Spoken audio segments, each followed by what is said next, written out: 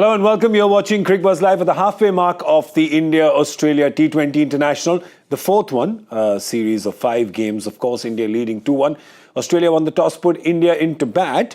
India was 79 for 3 at the halfway mark, but after that, a great partnership between Rinku Singh and Jitesh Sharma, showing some very modern age T20 cricket, not worrying about where they are, swinging for the fences, getting some brilliant boundaries and sixes, taking India up to 174 for 9 at the end of 20 overs for the Australians.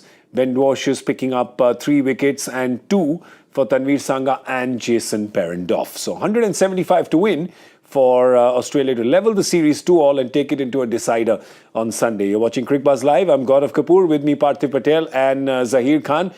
PP, you'd have to say, Mera Rinku. Yeah, I feel this with Rink-a-Dink, right? Yeah, I think that's something which we've been talking about. There was a tag on him saying he's just a finisher, but we've spoken about his versatility as a batter. He has shown that in IPL, his first class average is more than 55. His least average is more than 50. So he has that ability of making the inning count. It's not just about all those 5-6s or just hitting those 6s. He has that ability of drafting the innings. And today also, it is 158 strike hit. You can see those boundaries, but there's hardly any dot ball. After every boundary hit, he's rotated the strike. I think that's his strength. He understands the situation of the game and plays according to that. And that is the reason why everyone is saying that in a T20 format, if you have a batter like him who can play both kind of innings, I think it's like a gold for Indian team at this point of time. Absolutely, and he has just done well in every game and shown different colours. Zach, from a bowling point of view, today, I mean, people could look at this and say, well, it's almost 50 runs less than the previous batting effort a few days ago. But there was a bit for the bowlers today, wasn't there? Well, a little bit, yes. And that's what we touched upon just before the start of play as well. That this pitch usually has this kind of a nature where slight bit of two-paced nature is something which makes it at times hard. But what goes in Australia's favour is those wickets. In this format now, the way everyone is approaching, the way you are willing to take risks, if you don't take wickets, you will see those 200 plus totals. Yeah. But if you see the kind of platform which the batters have provided, 79 at 10 over mark, halfway through, you know that you can have a big back end, and a strong back end will get you to 200. That's the kind of difference which you're talking about. But Dwarshius at that stage, getting 2 wickets in 1 over, Perrendoff getting 2 wickets in 1 over, suddenly creates that maybe 15-20 run difference. Yep. Because the sixes is what is missing. Instead of sixes, we've seen Ws. Yeah. And that's why we're seeing this difference. Last 5 overs resulting in 9 runs per over. If those Ws you replace by decent shots, suddenly the equation changes. I have to say today, Rinku Singh and Jitesh Sharma, and we've all been excited about seeing Jitesh Sharma come out and play because we've seen him in the IPL. But these two today, the kind of play that they've shown this was not a flat wicket for sure, and we've established that. This partnership that they have shown in the middle when wickets have fallen, these two didn't look like they have just played a few. They look like, these guys look like 50, 60 international games in kind of experience, coolness that they've shown today. I think that's because these guys have been around in first-class cricket for a while. Jitesh Sharma has been playing first-class cricket for almost 7-8 years now. Yeah. And on top of this, today I thought it was 79 for 3, 1 wicket here and there, and it could have been, India could have folded out under 150.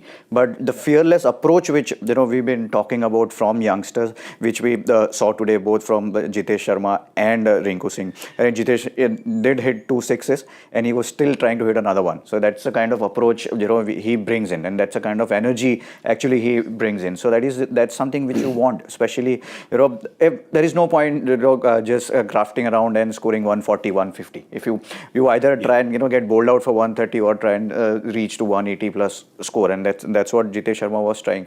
Yes, the size of the ground was different today. That is the reason why we've seen a couple of catches been taken at the boundary line.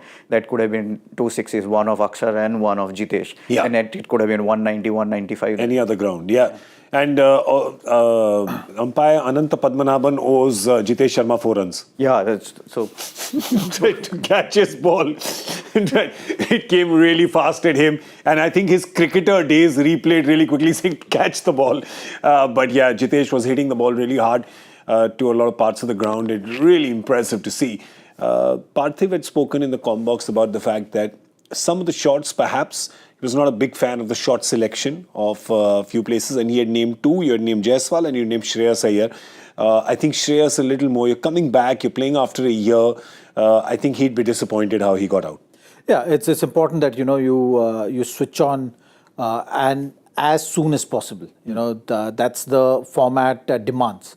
You talk about plug and play kind of a format, which we've been talking about this one. Yeah. So you've been given the rest for the first three matches. You come in, and I would say that a lot of pressure is on Shreyas Iyer, because when you're talking about the T20 World Cup and the way Jitesh Sharma batted today, the way Rinku Singh has been batting, add Hardik coming back, you would, if you presume all the options which are at India's disposal to select that 15-member squad, then things can be getting tough. Yeah, he's lower on the pecking order, yeah. So you got to make every opportunity count. Yeah, today yes, it's not easy when you've scored over 500 runs in the World Cup, which just finished, and you would think that the rest is something which you need, the downtime is something which you need, but sometimes you just got to understand the situation and make it count, make that impact, so that everyone starts looking at you a little differently. Yeah. And I think that's something which, especially for Shreyas, is required. The first game, obviously, you got to look at it in that light. Okay. But the next one, I think he has to come all guns blazing. It's not just his first T20 international. He hasn't played a T20 game in a year because, as you remember, he missed the IPL because of his back surgery. So he just hasn't played this format in a long time. Let's also touch upon Rituraj Gaikwad, because we spoke about that before the game, saying how he was 20 of 20 and then he got his 100 of 52 balls. And that if he doesn't kick on, then it can become expensive. Like today, 32 of 28. Yeah, he was just trying. He was at the stage where he was just pushing off. He had hit 1-6 to green, and then that's something which that's the style of Rituraj Gaikwad here. Their power play was very good. 6 overs for 50 on this pitch. That was a good power play. Wicket fell on the last ball, and when power play was on, he had faced only 7 or 8 balls. Yeah. So I think that's something also you have to keep that in mind. Otherwise, when can you hit those boundaries? You can hit those boundaries in power play. That's the easiest way to hit boundaries. But he did not get that strike. I think first ball he faced was straight into third over. So that is the reason why probably today you would see that the strike rate is slightly lower. But that's the approach he's been using. He's taking his time, and after that he's trying and pushing on. And obviously once you've played so many balls, he will be under pressure to score bigger runs, not just 30s and 40s. For the Australian bowlers, of course, there was a lot of new people you were seeing today, because their squad has also had some changes, departures of the regulars from the World Cup squad who left after the last game in Guwahati. So there you see Aaron Hardy bowled the first over. He was decent in the previous game as well. Jason Behrendorff was 4 overs for 32. Ben Dwarshius picked up 3 wickets. Chris Green making his debut, didn't get a wicket, bowled his 4 for 36.